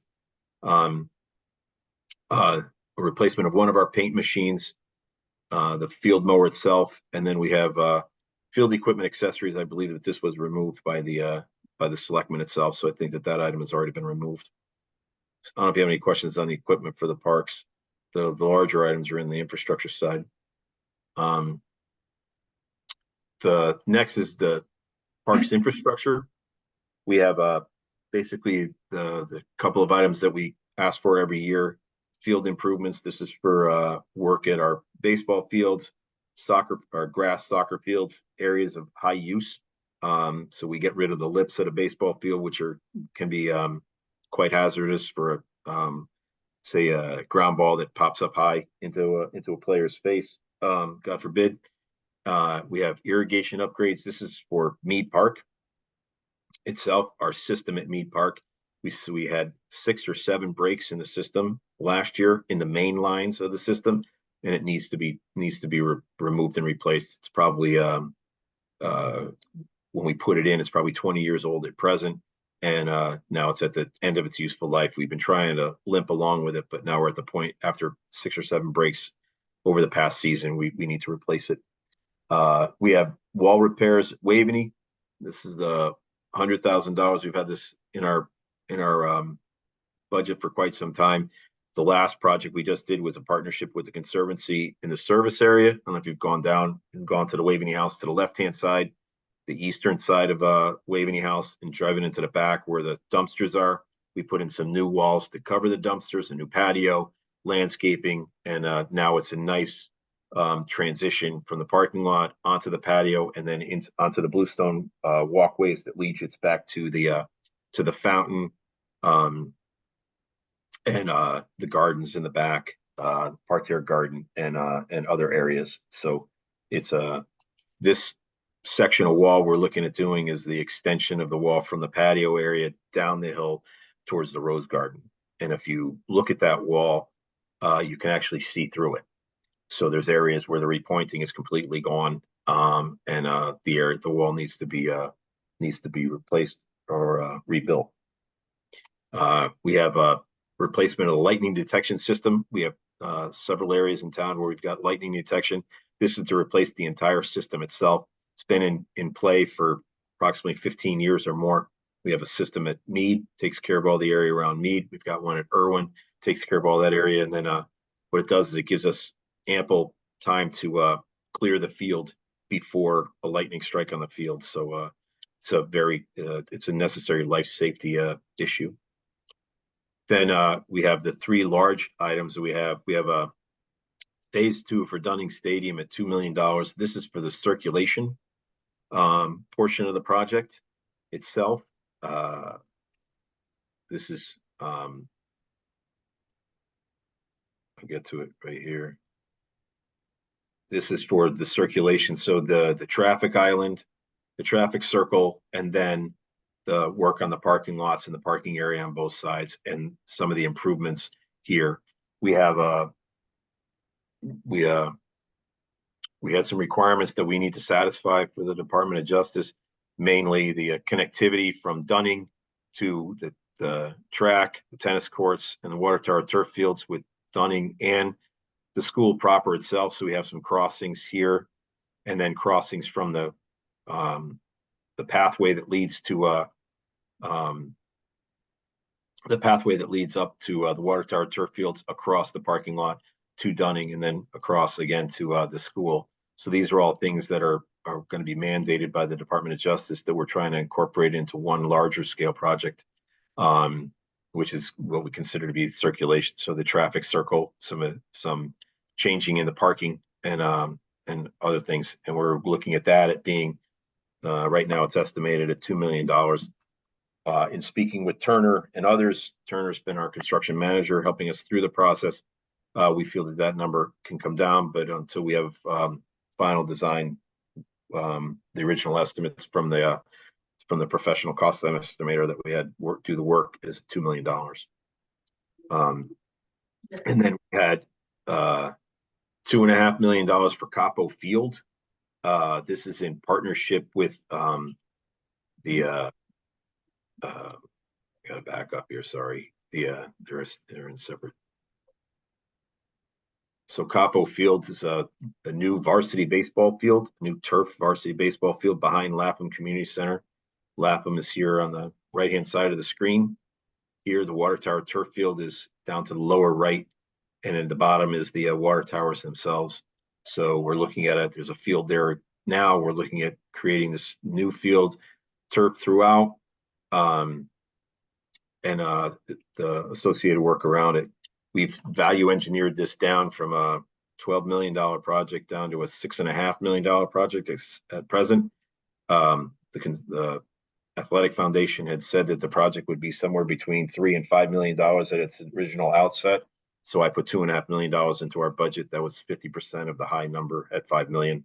And at present, the thought is that we'll either come to a 50-50 split, or the Athletic Foundation will have to come up with the additional monies associated with the construction. We did a cost analysis for it, and then value engineered it out. We have had a professional cost estimator come in, do an initial analysis, and then value engineered out various changes to come up with the final change, or the final number at approximately $6.5 million, including soft costs. What kind of drainage are you proposing for Copperfield, being that it's a very wet area? Well, it'll be turf, so we're going to have to redo the entire surface itself, and there'll be a drainage layer underneath it. But then there's an entire drainage system. Right now, it's estimated to be approximately $500,000 worth of work to make sure that we adhere to or surpass the town's drainage policy, which is a 0% increase in runoff, so that we don't run into any problems with local residents or abutting neighbors. So we have approximately $500,000 in there for drainage to take care of the entire area. Okay, thank you. You're welcome. It's a great question. So that, and then we have $300,000 for conservancy projects. That's our contribution to the conservancy. And the thought is that they'll split work with us on a 50-50 basis. And this is just earmarked towards future conservancy projects. They have several larger projects that they have in the hopper, so to speak. And at that point in time, we'll come forward and partner with them. If we determine that it's a project that we want to partner with, then we'll have the monies available to do so. Is this going to address the sledding hill? The sledding hill is the sledding hill. We put signage up on the sledding hill. That's we had a discussion with our insurance agent, and it's a use at your own risk. Okay. Tiger, just can you remind us again on the Dunning Phase 2? What's the split between the town and the Athletic Foundation on that? This is a 0 split. So this is the town itself. When we met last year, there were several items that the Board of Finance and the council felt were town oriented, meaning, so this in essence is basically traffic circulation for the high school and for other people utilizing the facility, not necessarily something that the foundation should participate in. So this is 100% on the town side. Given the fact it's traffic circulation, it's it would be very difficult for the foundation to raise money for something, for parking lot improvements. Right. To be quite honest. But just for the benefit of the newer members here. So no, I appreciate that. That's a good. The Athletic Foundation and the town have this agreement that there'll be certain developments around the turf field, water tower, Dunning, and the whole best of it. And in connection with the coordination and dialogue between the town bodies and the Athletic Foundation, there is a master plan, a vision. Part of it is this improvement upon which a variety of other developments will take place. This aspect, this Phase 2 of Dunning, though, is thought to be, such fundamental infrastructure that also benefits the high school and benefits, like you said, its parking lot and stuff like that. It's not the kind of stuff to engender a lot of interaction with the donor community within town.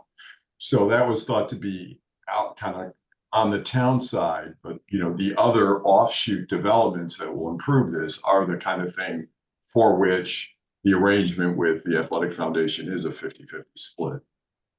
Okay, and just following up on that, Tom, and I appreciate that clarification, but this you had mentioned, I think at the end of the last meeting, something about like, you know, kind of like prioritizing, you know, different things. And this came up in the Parks Committee meeting too. But I mean, is Capo, because in this conversation, there are other currently, there are fields elsewhere that the varsity team can play. So is Capo something that if it had to be, it can go to another year, that 2.5 million? I mean, Well, can you explain that? Like, is that So it's a definitely- larger, that's more of a larger discussion for the Athletic Foundation as well, since some of their donors, there's timing associated with some of the donations associated with Capo. Yeah. And if you look at it from the standpoint of, say, in the FCX, right? So where our players go and play, we are probably while Mead is impeccably maintained and it's gorgeous, you know, as far as a grass field, it doesn't it's not to the same caliber as the rest of the region. And we have issues where they can't play, you know, at certain times. Right now, in March and April, our varsity baseball team is actually utilizing the Water Tower turf fields and practicing on the Water Tower turf fields because they're turf and because they can get on them, versus being able to play at Capo or at Mead because the conditions won't allow us to open those fields. And that, so that's the overall thought on that. You're right. There are other, they have Mead Park, and Capo is a full size. It's a 90-foot diamond. What this work does allow too is that you can scale it down, meaning that since it's an entire turf field, and it's colorized, right? You can actually move your bases in to have it be a 60-foot diamond. You can be a 70-foot diamond. You can be a 90-foot diamond. So you can have various age groups play on it. And then given the fact that it's open year round, it doesn't necessarily, it's just not for baseball. You can have flag football on it. You can have other programs on it as well, that won't compete with the timing for baseball. So it'll be able to be utilized by more than just baseball itself. There's other programming that could go on it, because it's, like I said, it's turf, but it's colored brown, but it's at the same level as the rest of the field. So you can run straight across it and not know the difference, other than you're running on green versus brown versus green again. If you follow me. Yeah. Thank you. You're welcome. I think Tiger really nailed it right. It's certainly above my pay grade to decide whether. I mean, the value proposition, as Tiger lays out, is absolutely right. It can be multi-use and all that stuff, and its value is not dependent on weather conditions, all that kind of stuff that we've all heard before. But it is also the case that, this is an opportunity that's available so long as we have donors who are willing to fund the Athletic Foundation side of things. And some of the interested donors, a good measure of their interest is driven by how long their own children might be available to play, right? They have a window of, well, my child's going to graduate in 2 years. So in 2 years from now, I may not have as much interest writing a check for this as much as if I wrote it now and I can watch my child play on this field, kind of a thing. So there's a window of opportunity where the town can come here and rationally make a decision that I am getting 100% asset for 50% of the cost of the town.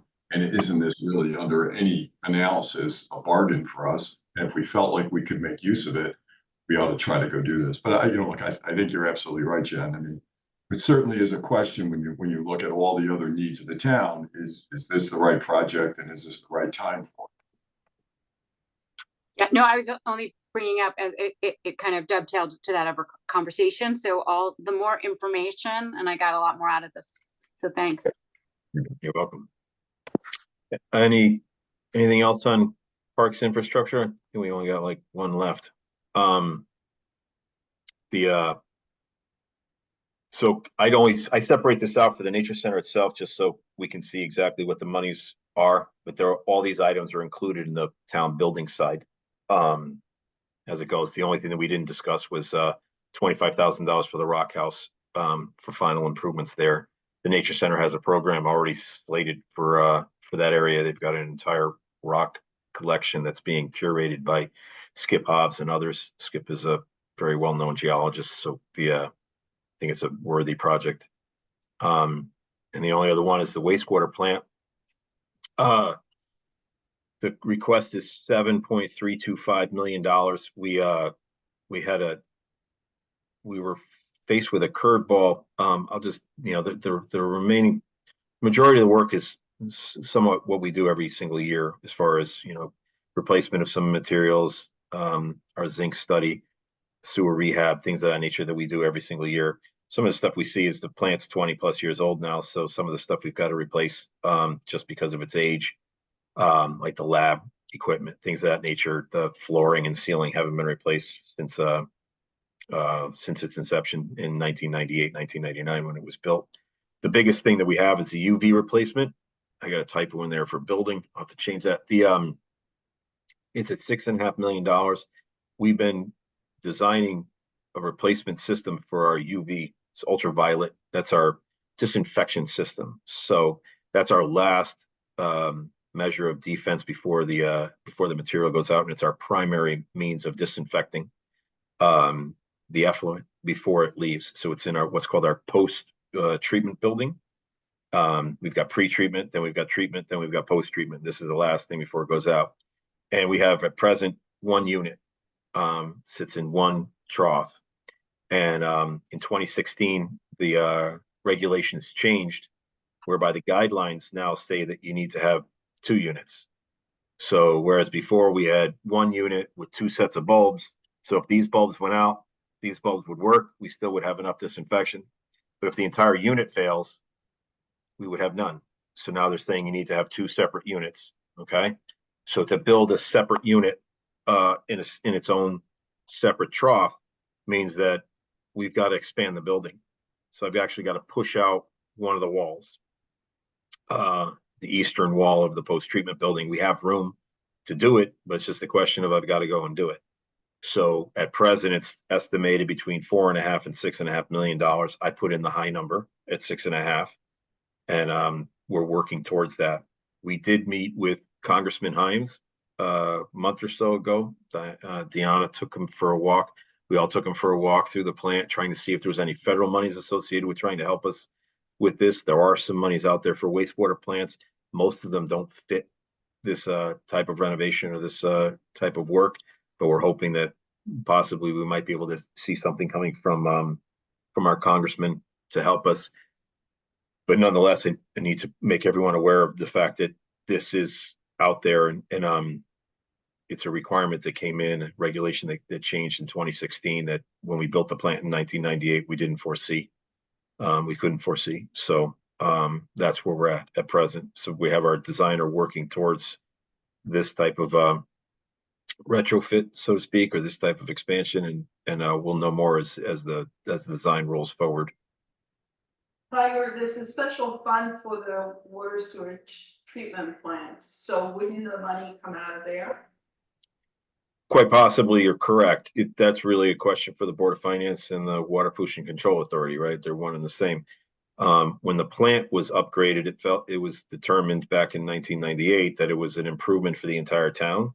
So the plant reconstruction itself was bonded and paid for on the town side, not on the wastewater treatment facility side, not just the sewer, everyone uses the plant. So everyone brings their septic to the plant, right? So even if you're not on the system, the sanitary sewer system, and your effluent goes to us, everyone brings their septage to us and it gets treated. So there is a thought that it's for the betterment of the entire town, but that'll be a discussion for the Board of Finance. How much is in the fund? How much is in the fund? Yeah. There isn't much. I don't know that off the top of my head because it's fluctuating, and I have to ask Josh, but there's not enough to cover $6.5 million.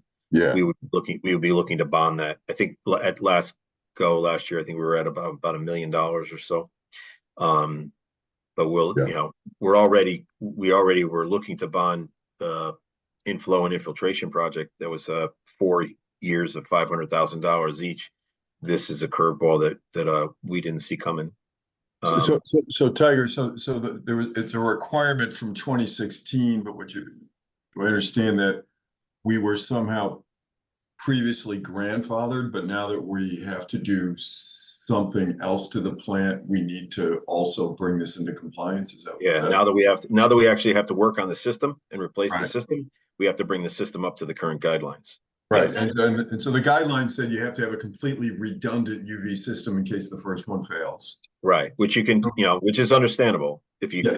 look at it from that standpoint, right? Because if not, we wouldn't be able to make permit. Our effluent would leave without without its last bit of treatment. And so go ahead. what kind of time pressures are we under here? Well, by when do we need to do this?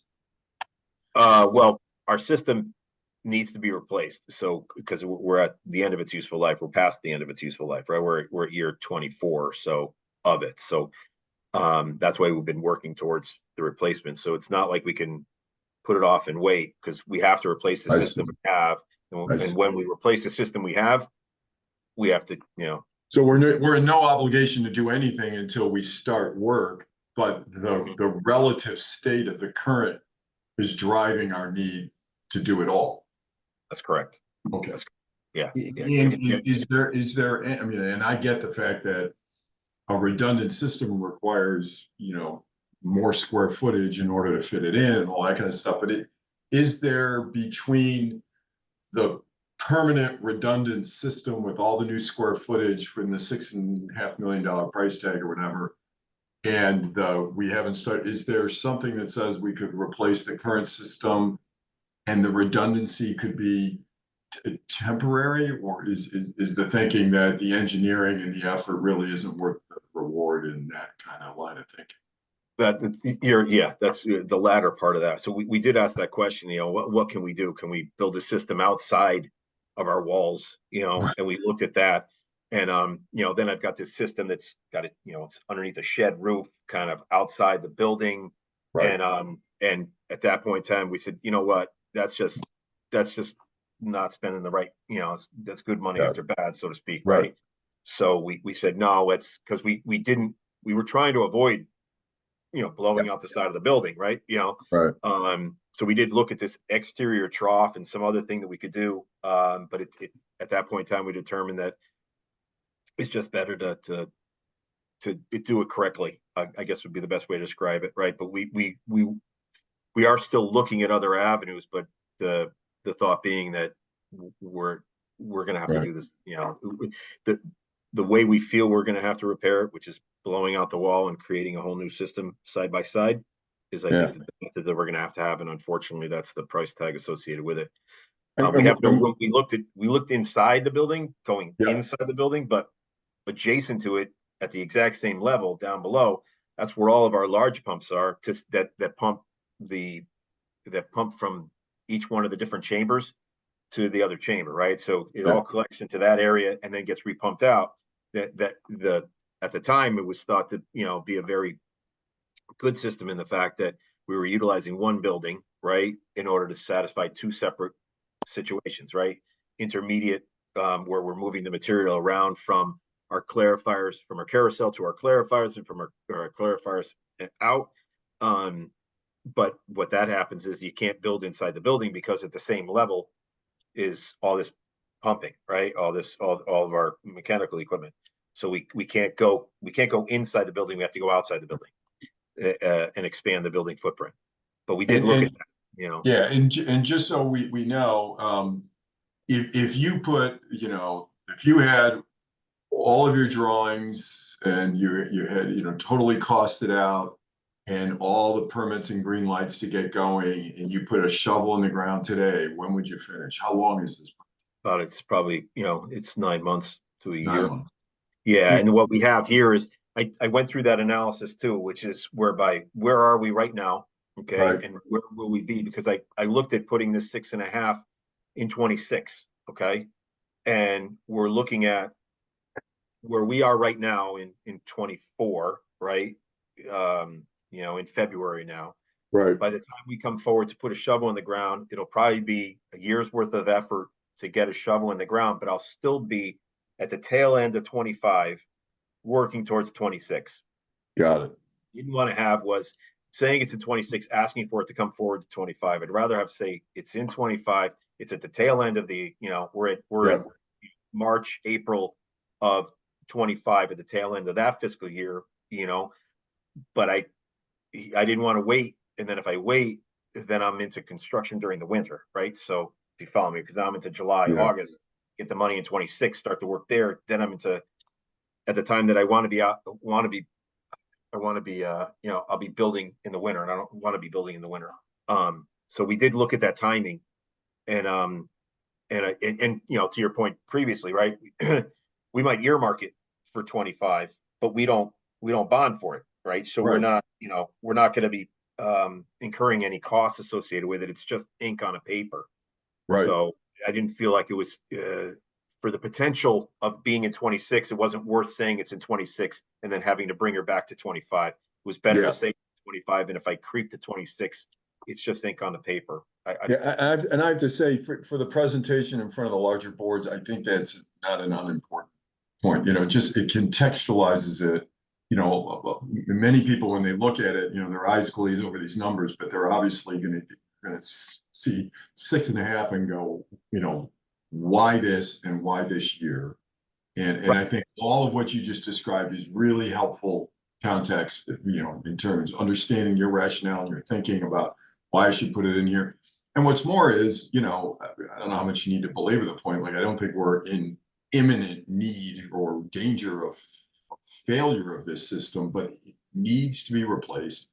And if for some reason we were caught flat-footed in getting this thing up and running, you really are looking down the barrel of a pretty serious problem, in the sense that, well, then what are your options? Do you have to take all of our effluent out of town to get treated before it's released? And is that just like a financial dynamite, right?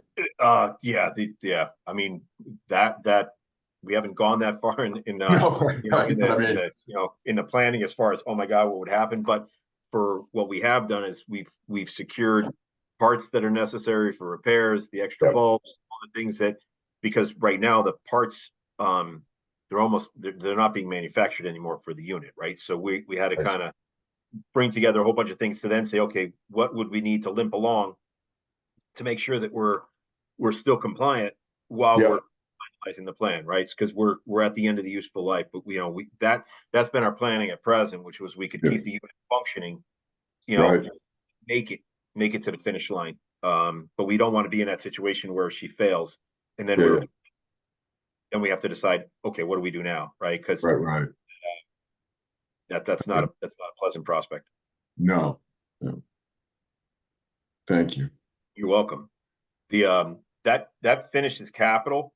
The operating itself is it's 4.35% overall year over year. We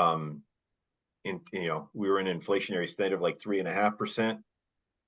We went through it with the first selectman. She was very tight on what we were allowed. I think she cut probably $134,000 out of our budget, to be quite honest.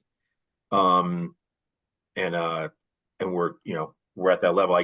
I'm happy to go through it now, or I'm happy to schedule another time, or what you want to do, or if you want to look at it and ask questions, we can do that too. I just don't know. We're getting on the 2-hour mark, and I don't know where everybody. I mean, I probably got to go here at the top of the hour. I would just ask, after giving effect to the Board of Selectmen requests and trimming the 120-something thousand to 4.34, you feel like you have everything you need in your operating budget? I mean, you feel like you can continue to deliver? Yeah. I still continue to look at the difference in staffing and whether or not I need an additional person in the engineering department. We're still one down. And if we're gonna stand pat, but given the projects that we have and the things that we're being asked to do, it might come to pass to where I have to ask for that 5th person for in the next year, not this year, but the following year. I've been trying to hold on that line for a number of years now, but I don't think I can much longer. I think we're going to need it, but no, I think other than that, we're okay.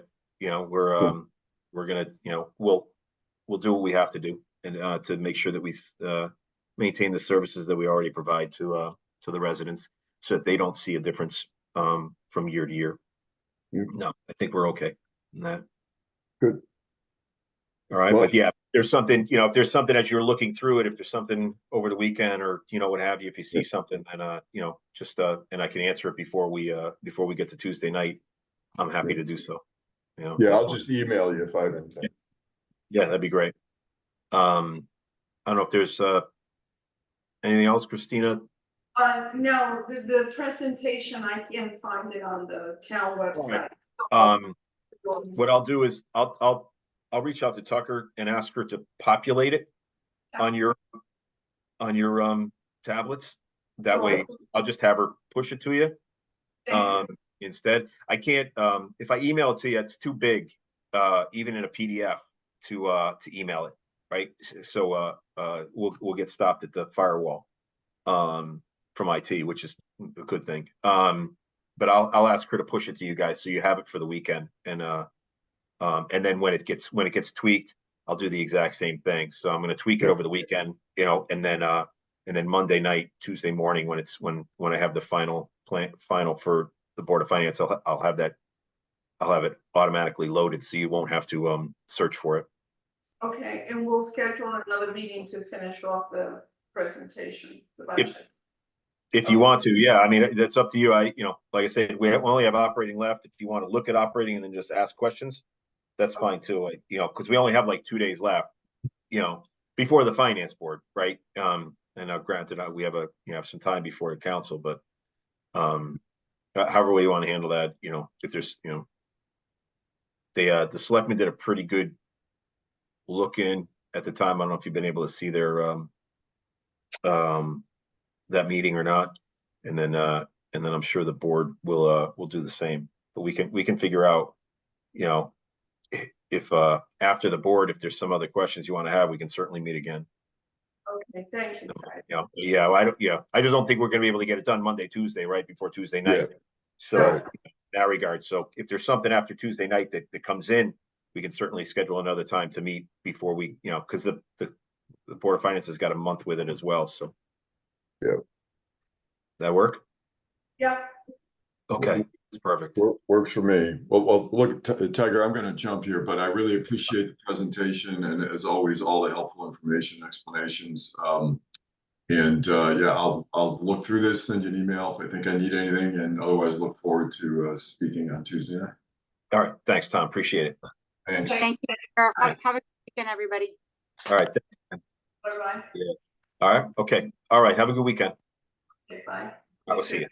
All right, thanks. Yeah, stop recording.